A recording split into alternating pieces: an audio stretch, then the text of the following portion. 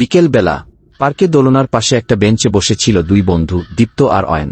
দীপ্ত চুপচাপ ছিল, হঠাৎ অয়ন দীপ্তকে বলে, কিরে দীপ্ত, আজ এত শান্ত জ্ঞান, আবার কলেজের রেজাল্ট নিয়ে চিন্তা করছিস নাকি? হ্যাঁ রে অয়ন, ভাবছি একটা বছর পরই তো সব শেষ। এরপর কি হবে? সবাই তো হালাগুজি করতে যায়, কম্পিটিশন এত বেশি।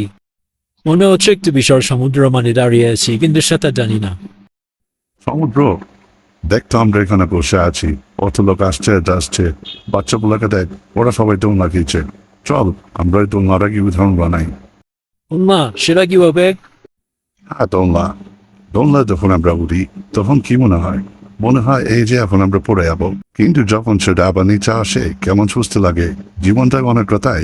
বুঝলাম না বিষয়টা।